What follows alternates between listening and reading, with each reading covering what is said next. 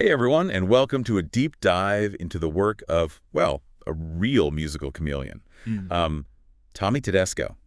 You might not recognize the name right away, Yeah. but trust me, you've heard his guitar work on countless iconic recordings. Yeah, it's true. He's not some niche figure we're talking about here. Sources call Tedesco the most recorded guitarist in history. And when you actually look at the list of his work, it's hard to argue with that title. Okay, most recorded ever. That's a big statement. What kind of recordings are we actually talking about here? Give us the goods. We're talking thousands upon thousands of recordings spanning decades across genres. You want hit songs, he's there. Legendary film scores, he played on those too. Those catchy TV theme songs that you can just hum by heart. Mhm. Yep. Likely Tedesco. All right, now you've got to give me some specifics. What are some of these recordings that would make our jaws drop if we knew it was Tedesco behind them? Let's just start with like your childhood TV. Bonanza, Batman, MASH, even the eerie themes of The Twilight Zone. That's just like scratching the surface. Think about some of the most iconic films ever made. Jaws, The Godfather, The French Connection, even the emotional depth of Field of Dreams has Tedesco's guitar work like woven through it. No way. I had no idea all those famous sounds were him. It's like he's the musical equivalent of those Where's Waldo pictures, hidden in plain sight across decades of entertainment. Exactly. And it's not even just the sheer volume of work. It's the range he displayed, the way he could adapt his style to suit any project. Well, speaking of range, Yeah. this article I have here mentions Tedesco as part of a group called the Wrecking Crew. It sounds kind of rebellious, like a musical gang. What's the story there? It is a great name, right? But the Wrecking Crew wasn't a band in the traditional sense. It was this loose collective of absolute top-tier session musicians based in Los Angeles, mostly during the 60s and 70s. Producers knew that if they needed the best of the best, these were the folks to call. So they were like the ultimate secret weapon for getting that perfect sound, the studio equivalent of a superhero team-up. Exactly. Think about some of the biggest artists of that era. The Beach Boys, Frank Sinatra, Elvis Presley. Even a powerhouse vocalist like Barbra Streisand utilized the talents of the Wrecking Crew. They were the backbone of countless hits. Wow, that is some lineup. It's wild to think they were this influential force in the background of so many iconic tracks. Yeah. This deep dive is already blowing my mind.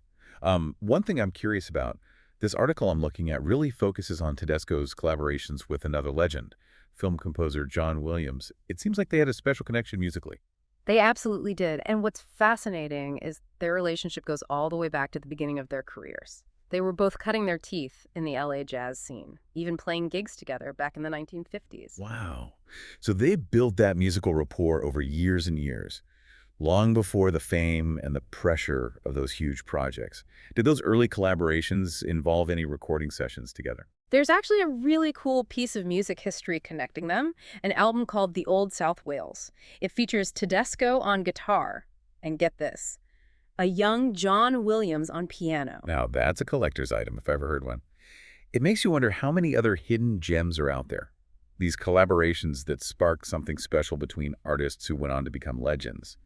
Did Tedesco work on any of the really iconic John Williams film scores we all know and love? Oh, absolutely. In addition to the films I already mentioned, Jaws, The Godfather, The French Connection, and Field of Dreams, Tedesco lent his skills to Indiana Jones and Schindler's List, to name just a few. Anytime John Williams needed guitar work that was both technically brilliant and emotionally resonant, Tedesco was his go-to guy. That's incredible. To be the first choice for such a legendary composer says a lot about Tedesco's skill. I mean, John Williams doesn't just work with anyone, right?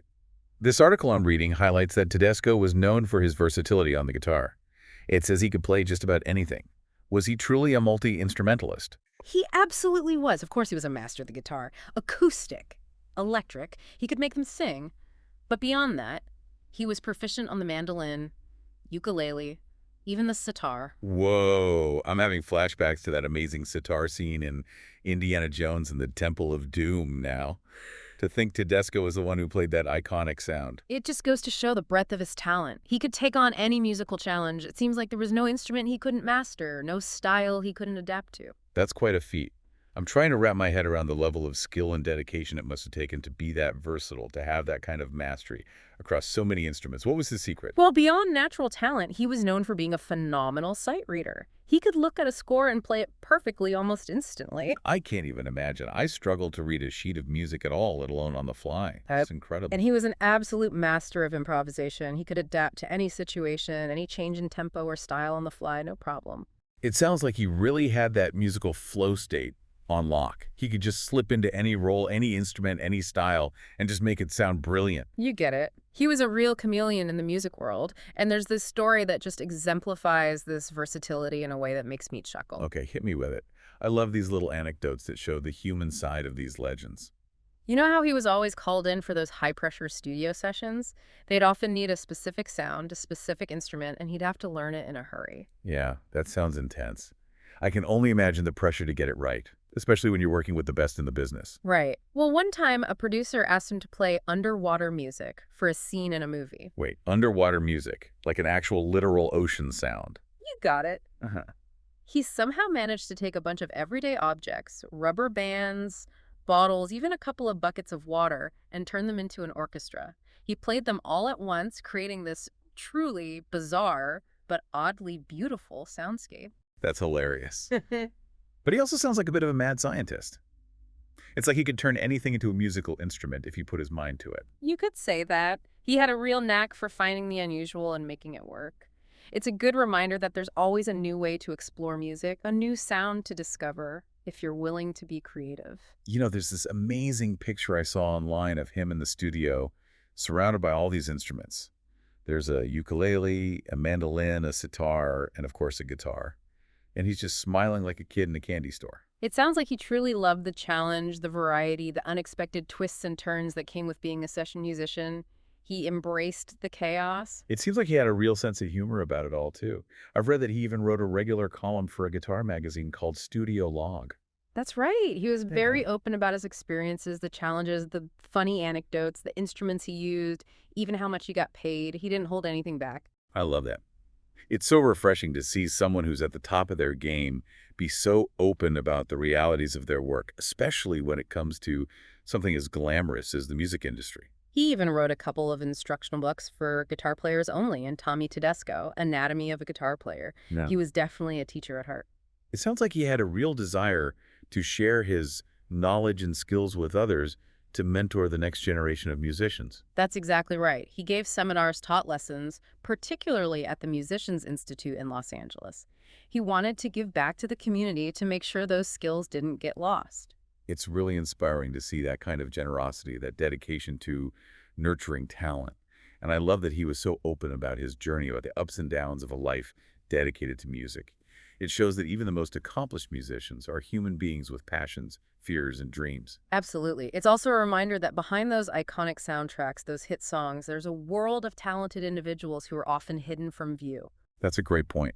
We're so quick to focus on the names and the faces, the big stars, that we often forget about those who make the magic happen behind the scenes. Right. And they're often the ones who are pushing boundaries, innovating, making those artists sound their best. We owe them a lot. Absolutely. It's like the difference between the conductor and the orchestra, the director and the actors. They're all essential to the final product. And it seems like Tedesco's career was unfortunately cut short. Sadly, his incredible career was cut short in 1992 when he suffered a stroke. It's a reminder of how precious our gifts are. That he could be so talented and so dedicated, only to have his journey cut short is really heartbreaking. But his legacy, the music he created, still lives on.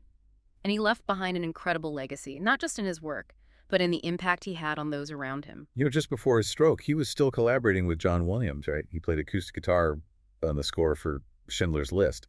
His very last recording session. What a powerful moment in the film. And you can really feel the emotion in his playing, that emotional depth, that ability to translate complex emotions into music. That was one of his hallmarks. It must have been incredible for them both. A final collaboration to close out such a long and fruitful partnership. It almost sounds poetic, doesn't it? It does, doesn't it? And speaking of legacies, Tedesco's son Denny made a documentary about the Wrecking Crew, didn't he? That's right. I heard it features some really rare footage of these legendary musicians at work. You could see them in their element, a glimpse into that hidden world of music making. It must have been quite a project to pull together, right?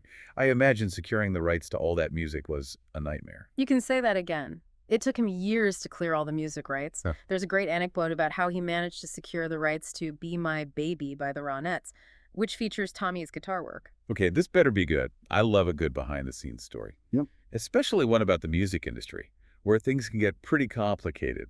So Denny reaches out to Phil Spector, the legendary producer behind Be My Baby, to try and get the rights to use the song in the film. Wait, Phil Spector, as in that Phil Spector. The one and only, and let's just say he wasn't exactly known for being easy to work with. Yeah, that's putting it mildly. So Denny calls him up and nervously explains that he's making a film about his father and the wrecking crew and desperately needs to include Be My Baby. To Denny's surprise, Spector simply asks, "How much do you need?" Denny tells him the figure, and without missing a beat, Spector says, "You got it," and hangs up the phone. No way. That's amazing. Talk about cutting through the red tape. It sounds like Spector understood the importance of preserving this musical legacy. Exactly. And thankfully, because of Denny's perseverance, we now have this incredible documentary that shines a light on these unsung heroes of music. You can actually see Tommy's humor shine through in the archival footage. He was a natural storyteller. That's so wonderful. I need to add that to my watch list immediately. This deep dive has made me realize how much I need to learn about session musicians. It's fascinating how they could just effortlessly move between genres, playing on everything from pop hits to film scores to commercial jingles, often in a single day.